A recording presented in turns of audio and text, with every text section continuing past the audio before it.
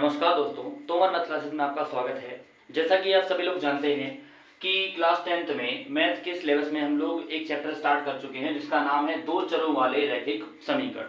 तो पहले पार्ट में हमने सिलेबस के बारे में बात की थी और जो अपना सेकेंड पार्ट है दो चरों वाले रैखिक समीकरण में, उसके बारे में हमने बताया था कि चर क्या होते हैं, अचर क्या होते हैं, दो चरों वाले रैखिक समीकरण क्या होते हैं और उन समीकरणों को हल कैसे किया जाता है। तो अपना जो कल का पॉइंट था, जैसा कि सभी ने देखा होगा, कुछ बच्चों के डाउट हैं कि अचर क्या होते हैं, अचर मतलब कौन से नंबर लिए जा सकते हैं। तो हमने बताया था कि अचर का जो मतलब होता है उसको हम लोग कह सकते हैं अभी नॉन वेरिएबल। क्या बोला था हमने अभी? Non variable. और नॉन वेरिएबल के अंदर हमने कहा था कि कोई भी ऐसा नंबर जिसका मान चेंज नहीं होता है, मतलब जिसका मान बदलता नहीं है, तो चेंज नहीं होता है उसी को हम लोग क्या बोलते हैं? अचर कहते हैं। तो चेंज नहीं होगा वही क्या होता है? अचर होता है। तो गिनती का अगर कोई भी अंक लेते हैं, चाहे वो सम अंक हो और चाहे वो विषम अंक हो, चाहे भाज्य अंक हो या फिर कैसा अंक हो, अभाज्य, उन सभी अंकों को हम लोग क्या बोलने वाले हैं? अचर बोलने वाले हैं। तो इतनी बात सभी को शायद कंफर्म यहाँ पे हो गई थी। तो पिछली वीडियो में हम लोगों ने देखा था कि दो चरों वाले रैखिक समीकरणों के कितने हल होते हैं। तो हमने कहा था भी कितने हल होते हैं? अनंत हल होते हैं। और अनंत हल क्यों होते हैं उसका कारण बता दिया था हमने कि जो रेखा होती है उस पर कितने बिंदु होते हैं? अनंत बिंदु होते हैं। तो काफी बच्चों ने कमेंट करके बताया है कि भाई हमने अच्छा टॉपिक कंफर्म हो गया है। और जिन बच्चों को कंफर्म नहीं हो रहा है अच्छी तरीके से, वो अपना कमेंट करके बताते रहे आगे चल के। अब अपना जो पार्ट नंबर 3 आने वाला है इसका, दो चरों वाले रैखिक समीकरण, तो आज का जो अपना टॉपिक रहने वाला है उस टॉपिक के अंदर हम लोग पढ़ने वाले हैं कि दो चरों वाले दो रैखिक समीकरणों को कैसे हल किया जाए। आज और थ्योरी चलेगी और कल का जो अपना पार्ट आने वाला है उस पार्ट में हम लोग एक्सरसाइज 3.1 स्टार्ट कर देंगे क्वेश्चन वाइज से। तो अपनी हेडिंग क्या रहेगी? आज की अपनी हेडिंग रहने वाली यहाँ पे कि दो चरों वाले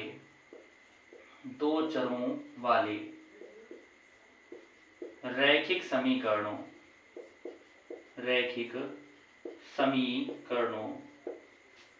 के युग्म को हल करना। तो यहाँ पे बात हो रही है कि अगर कहीं पे रैखिक समीकरणों का हमें युग्म दिया है तो उन्हें हम कैसे सॉल्व करने वाले हैं। तो यहाँ पे बात हो रही है सॉल्यूशन ऑफ, इसकी बात हो रही है यहाँ पे सॉल्यूशन ऑफ पेयर का मतलब होता है जोड़ा या फिर युग्म, जोड़ा या फिर क्या बोल सकते हैं? युग्म।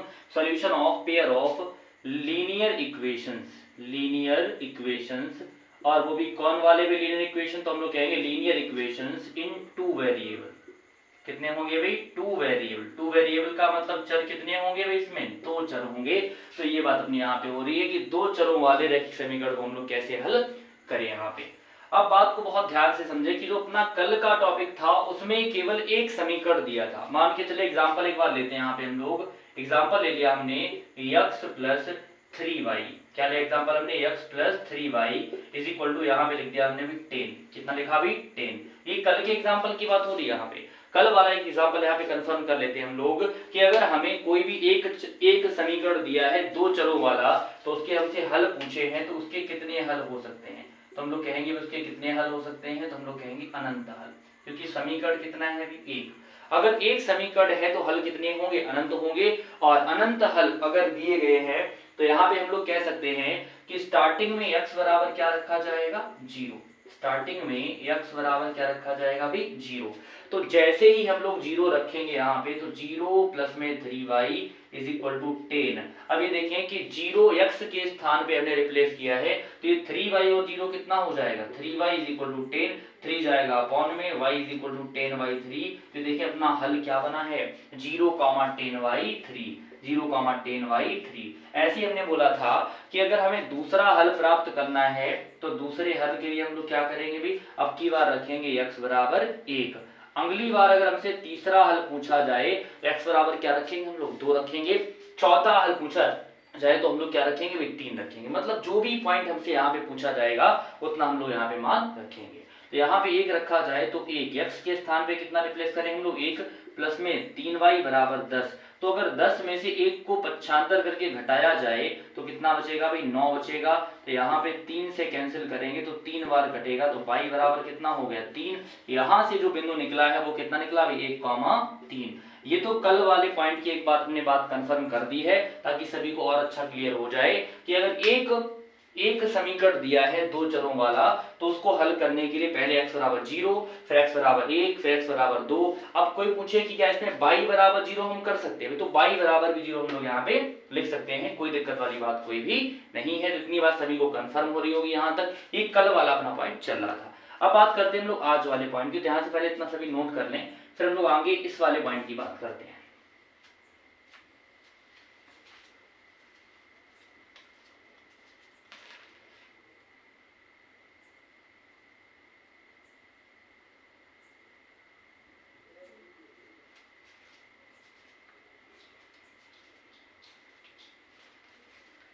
ठीक है भाई, सभी ने कर लिया इतना, हम लोग आगे बढ़ते हैं। इसके बाद आगे बढ़ते हैं हम लोग यहाँ से। अब पॉइंट अपना समझते हैं कि कल का एक क्वेश्चन और है भी, कल का एक क्वेश्चन और है कि अगर पूछा जाए कि दो चरों वाले रैखिक समीकरण का रूप क्या होता है, तो कल बताया था क्या रूप लिखवाया था हमने कल, दो चरों वाले रैखिक समीकरण का रूप क्या होता है, ax प्लस by और प्लस c बराबर 0।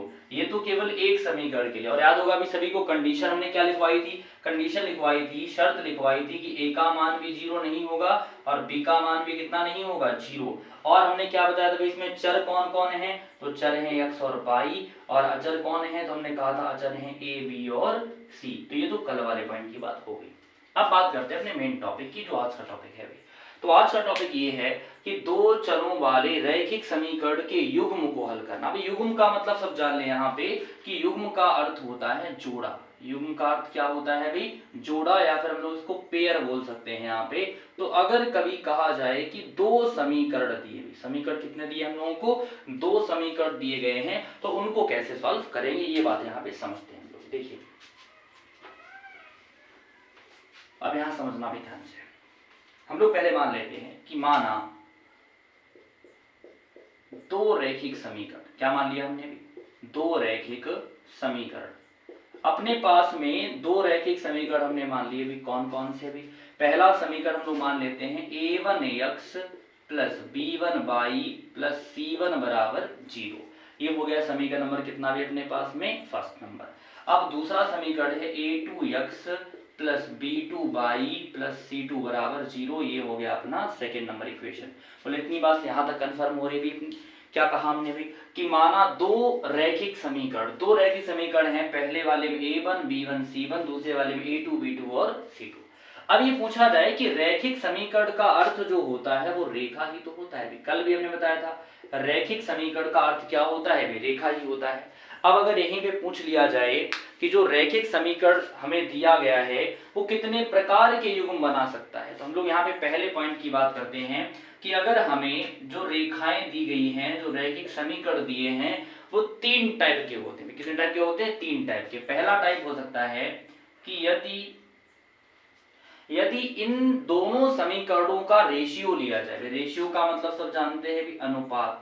रेशियो का मतलब क्या होता है, अनुपात होता है। तो हम लोग यहाँ पे बात करते हैं कि a1 का अनुपात a2 के साथ, तो a1 अपॉन a2, b1 का अनुपात b2 के साथ, तो b1 अपॉन b2, और c1 का अनुपात c2 के साथ, तो c1 अपॉन क्या हो जाएगा, c2। और इन तीनों के मान अगर बराबर नहीं है, अगर इन तीनों अनुपातों के मान कैसे नहीं, बराबर नहीं है, तो हम लोग कह देंगे कि यदि a1 by a2 does not equal to b1 by b2 does not equal to c1 by c2 है, तो रेखाएं जो दी होंगी वो प्रतिच्छेदी होंगी। कैसी रेखाएं होंगी यहाँ पे, प्रतिच्छेदी। अभी किसी को डाउट होगा कि प्रतिच्छेदी रेखाएं क्या होती हैं, तो रेखाएं प्रतिच्छेदी होंगी। यहाँ पे समझाते हैं कि प्रतिच्छेदी रेखाएं क्या होती हैं, ध्यान देना भी सभी लोग। मान के चलो कि अपने पास में कोई रेखा है जिसका नाम है AB, रेखा का नाम क्या है भी, AB, और अपने पास में कोई दूसरी रेखा दी गई है जिसका नाम दिया है PQ। नाम क्या दिया है भी, PQ। और ये जो रेखाएं हैं वो एक दूसरे को किसी एक पॉइंट पर कट कर रही हैं, उस पॉइंट का नाम क्या हो गया भी, O। तो ध्यान ये रखना है कि जब भी दो रेखाएं एक दूसरे को एक बिंदु पर काटती हैं। कितने बिंदु पर काटती है? एक बिंदु पर काटती हैं। तो उन रेखाओं का नाम कैसा रेखा होती है? प्रतिच्छेदी रेखाएं। कैसे रेखाएं होती हैं? प्रतिच्छेदी रेखाएं हम लोग उनको बोल देते हैं। इतनी बात सभी को कंफर्म हो रही होगी। अगर पूछा जाए कि ये बताएं कि अगर तीनों का अनुपात, कहने का मतलब A1/A2, B1/B2, C1/C2, इनका अनुपात बराबर नहीं है तो रेखाएं कैसी होंगी? प्रतिच्छेदी होंगी। और साथ में ही कहा जाए कि कौन सी रेखाएं प्रतिच्छेदी होती हैं तो हम लोग कह देंगे कि वे रेखाएं प्रतिच्छेदी होती हैं जो केवल कितने बिंदु पर काटती हैं? भी एक बिंदु पर काटती हैं। वो कैसी होती? प्रतिच्छेदी।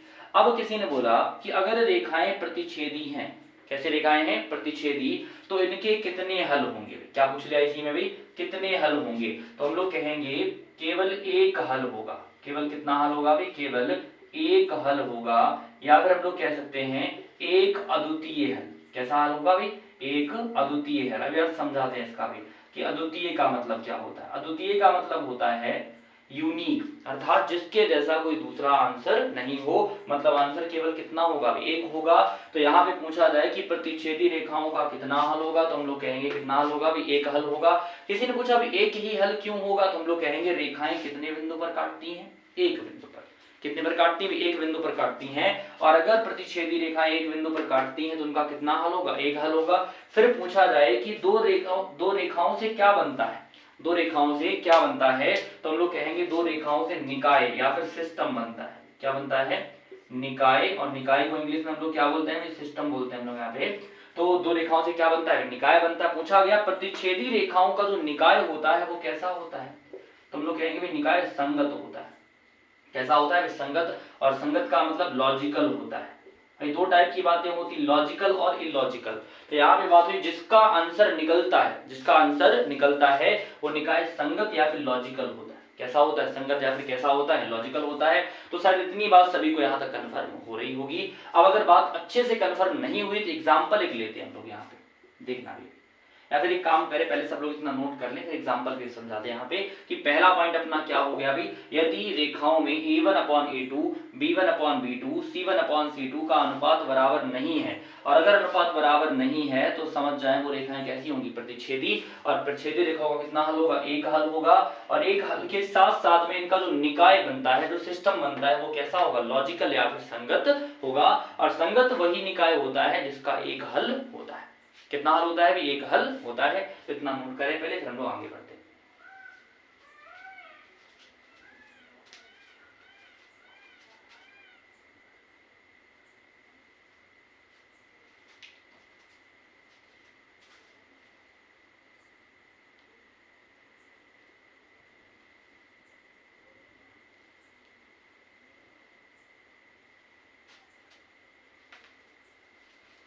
इस हल वाले पॉइंट को हम लोग जो हमने अभी हल लिखवाया यहाँ पे केवल एक हल, उसको नीचे लिखना भी केवल एक हल होगा।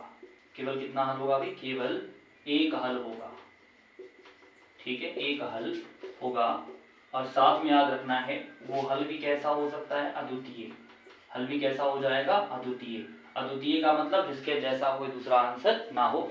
तो सबने शायद नोट कर लिया होगा और हम लोग आगे बढ़ते हैं।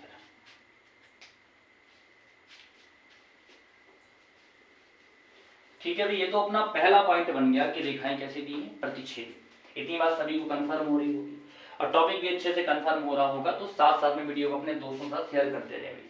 जितना शेयर करेंगे उतना ही ज़्यादा लोग देखेंगे वीडियो को और साथ में उनका टॉपिक भी अच्छा कंफर्म हो जाएगा। ठीक है भाई, तो हम लोग पहले पॉइंट की बात कर चुके हैं, कैसी रेखाएं थी? प्रतिच्छेदी रेखाएं। अभी दूसरे पॉइंट की हम लोग बात कर लेते हैं कि अगर बोला जाए यहीं पे फिर से अनुपात की बात हो जाए, यदि A1/A2 बराबर B1/B2 बराबर C1/C2। कहने का मतलब समझे कि पहले वाले का अनुपात, दूसरे वाले का अनुपात और तीसरे वाले का अनुपात अगर ऐसा दिया और तीसरा वाला अनुपात बराबर नहीं है, अर्थ क्या है भाई? दो अनुपात तो बराबर हैं पर तीसरा वाला अनुपात बराबर नहीं है, तो ऐसी रेखाओं को हम लोग बोलते हैं भैया समांतर रेखाएं। क्या बोलते हैं भाई? समांतर रेखा यहाँ पे हम लोग बोलते हैं।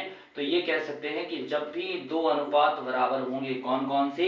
A1/A2, B1/B2, तो रेखाएं कैसी होंगी? समांतर। अब शायद ही ऐसा कोई बच्चा हो जिसे ये ना पता हो समांतर रेखाएं क्या होती हैं, और अगर नहीं पता है तो हम लोग कंफर्म करते हैं भी समांतर रेखाएं ऐसी रेखाएं जो एक दूसरे को कभी नहीं काटती। क्या बोला जाएगा? ऐसी रेखाएं जो एक दूसरे को कभी नहीं काटती हैं, कभी इंटरसेक्ट नहीं करती हैं, उन्हें हम लोग समांतर रेखाएं कहते हैं। तो हम लोग कहेंगे कि माना दो रेखाएं हैं, कौन कौन सी? AB और PQ। कौन कौन सी? AB और PQ। तो जो पहली वाली AB रेखा है, क्या वो दूसरी वाली रेखा को काट रही है भी? और जब ये नहीं काट रही है, हम लोग कहेंगे भी नहीं काट रही है, तो क्या इनका कोई हल होगा? तो हम लोग कहेंगे भी कोई हल नहीं होगा। कहने का मतलब ये है कि जब भी रेखाएं समांतर होंगी, जब भी रेखाएं कैसी होंगी भी? समांतर होंगी, तो उनका कोई हल नहीं होगा। रेखाएं कैसी होंगी भी? समांतर। और जिनका कोई हल नहीं होता है, उनका निकाय कैसा होता है? असंगत। निकाय कैसा होता है? असंगत। जैसे मान के चले हम लोग कोई टॉपिक लिए हैं और टॉपिक पे कोई डिस्कशन चल रहा है, कोई मीटिंग चल रही है और मीटिंग का कोई निष्कर्ष नहीं निकलता है, मीटिंग का कोई निष्कर्ष नहीं निकलता है, तो हम लोग कहेंगे कि जो मीटिंग हुई है वो कैसी है? इलॉजिकल है, अर्थात असंगत है। तो अगर किसी बात का कोई हल नहीं होता है, कोई हल नहीं होता है, तो हम लोग कह देंगे वो निकाय कैसा होगा? असंगत। निकाय कैसा हो जाएगा भी? असंगत हो जाएगा। तो बताएं भी इतनी बात कंफर्म हुई कि नहीं हुई? कोई पूछे कि रेखाएं समांतर कब होंगी, तो हम लोग कहेंगे जबकि A1/A2 बराबर क्या होना चाहिए? B1/B2। लेकिन तीसरा वाला अनुपात बराबर नहीं होता है। फिर पूछे समांतर रेखाओं कितने हल होंगे, तो हम लोग कहेंगे भी कोई हल नहीं होगा। और साथ में बोल देना कि इसका जो निकाय होता है वो कैसा होता है? असंगत। निकाय कैसा होता है भी? असंगत। तो ये अपना सेकेंड पॉइंट हो गया। सभी लोग सेकेंड पॉइंट को नोट करें, फिर हम लोग थर्ड पॉइंट की ओर बढ़ते हैं और फिर एक दो क्वेश्चन करते हैं। और कल से अपना एक टॉपिक, अर्थात हम लोग कह सकते हैं अभ्यास स्टार्ट होने वाली इसकी एक्सरसाइज 3.1 हम लोग स्टार्ट कर देंगे। इतना नोट करें पहले सभी लोग।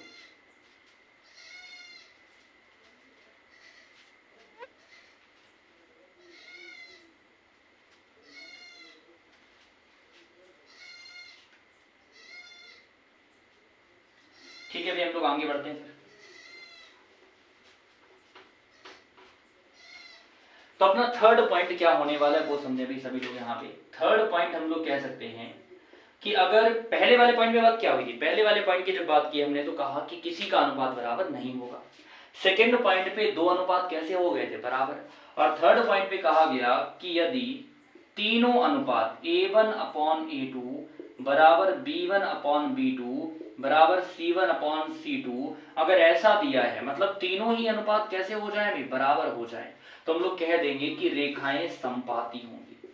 तो रेखाएं भाई कैसी होंगी? समपाती। रेखाएं कैसी हो जाएंगी भाई? रेखाएं समपाती होंगी। बोले भाई इतनी बात कंफर्म हो रही कि नहीं हो रही? इतना बता रही।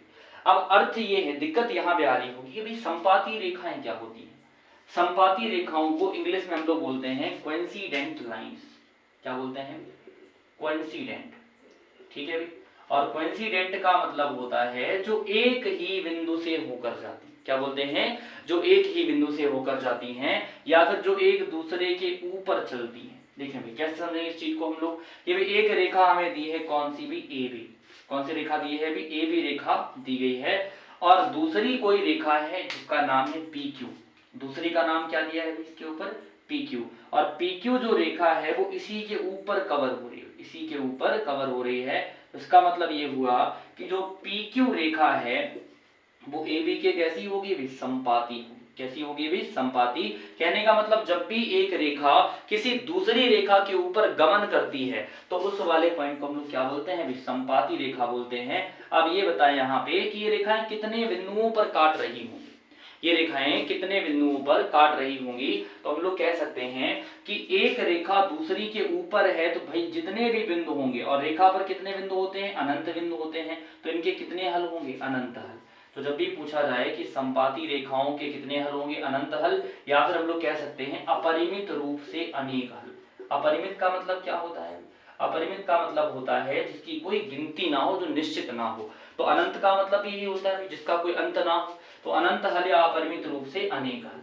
कितने हल होंगे? अनेक हल। और अगर किसी का हल होता है तो उसका निकाय कैसा होता है? संगत। निकाय कैसा होता है भी? संगत होता है। सिस्टम कैसा होता है? लॉजिकल होता है। तो बताएं भी इतनी बात सभी को कंफर्म हुई या फिर नहीं हुई? तो अभी 9 बजे का टाइम अपना चल रहा है रात में और हम लोग वीडियो यहाँ पे बना रहे हैं अभी। तो अपना जो टॉपिक चल रहा है अभी वो कौन सा है, दो चरों वाले रैखिक समीकरण। तो सभी लोग बहुत मन से पढ़े अच्छी तरीके से। कोई डाउट अगर रह जाता है किसी का तो कमेंट में जरूर बताया करें भाई। ये नहीं कि अगर कोई टॉपिक हम लोग तैयार कर रहे हैं अच्छी तरीके से और उसमें कोई डाउट आ रहा है तो क्वेश्चन नहीं कर पा रहे भी, जब तक क्वेश्चन नहीं करेंगे तो उसका डाउट भी क्लियर नहीं हो पाएगा। तो पहला काम तो ये होता है सभी का कि पहले ध्यान से समझे उस चीज को भी, और जब समझने में भी कोई दिक्कत आ रही है तो उसी के लिए भी हम लोग कमेंट यहाँ पे कर सकते हैं। तो संपाती रेखाएं कंफर्म हो गई सभी को। अगर तीनों अनुपात बराबर हैं तो रेखाएं कैसी होंगी, संपाती। और संपाती रेखाएं क्या होती हैं, एक दूसरे के ऊपर गमन करती हैं। तो ऐसी रेखाओं कितने हल होते हैं, अनंत हल होते हैं या फिर अपरिमित रूप से अनेक हल होते हैं। और इनका निकाय कैसा होता है, संगत। तो यहाँ तक नोट करें, फिर हम 2-4 क्वेश्चन करवा के यहाँ पे वीडियो का विराम देंगे अभी। और कल अपना जो एक्सरसाइज है 3.1 वो स्टार्ट किया जाएगा। ठीक है, इतना करें पहले सभी को।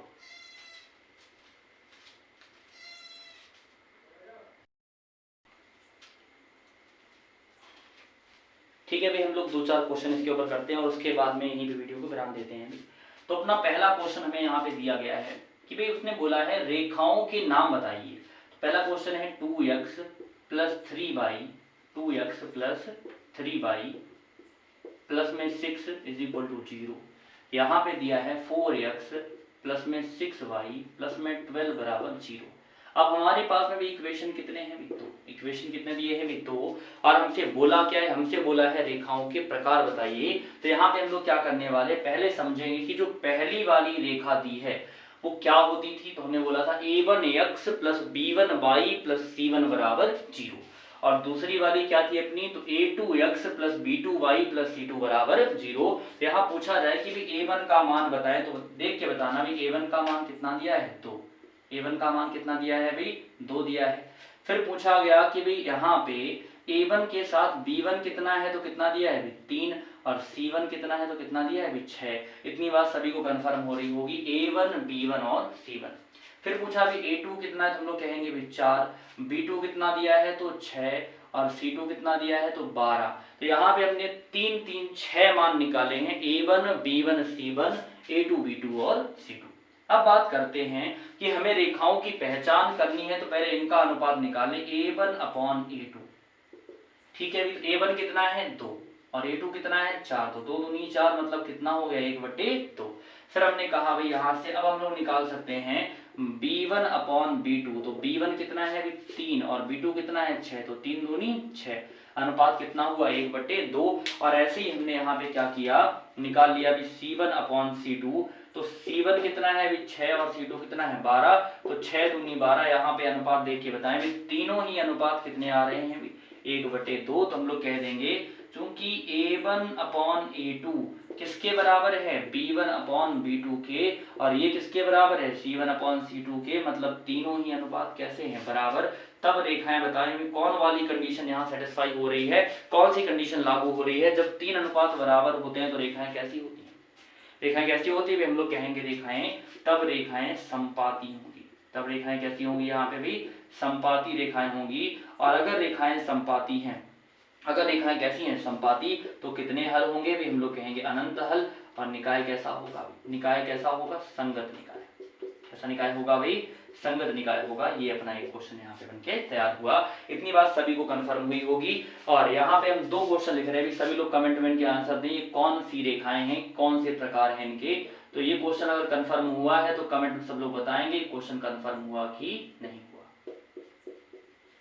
ठीक है, ये क्वेश्चन अपना यहाँ पे हमने दिया है और सबको कमेंट में बताना है कि कौन सी रेखाएं हमें दी गई हैं। एक क्वेश्चन और लिखते हैं यहाँ पे 5x plus 7y minus 35 is equal to 0। यहाँ पे हो जाएगा 10x प्लस में 14y और यहाँ पे हो जाएगा माइनस में 73 इज इक्वल टू 0। तो बताना है कि जो रेखाएं हैं वो कौन सी रेखाएं दी हैं। और यहीं पे हम लोग वीडियो को विराम देते हैं। अगर वीडियो अच्छी लगी है, क्वेश्चन क्लियर हुए अच्छी तरीके से, थ्योरी समझ में आई है, तो अपने दोस्तों के साथ में वीडियो को शेयर करें। और जिन बच्चों ने अभी तक चैनल को सब्सक्राइब नहीं किया है वो कर ले भी, साथ साथ में सपोर्ट करते रहें। प्रत्येक बच्चे का टारगेट ये है भी कि डेली कम से कम अपने 5 दोस्तों के साथ में वीडियो को शेयर करें ताकि वीडियो की रीच ज़्यादा बढ़ सके। ठीक है, यहीं तक हम लोग रुकते हैं, उतना सब लोग आराम से इनका आंसर कमेंट में दें।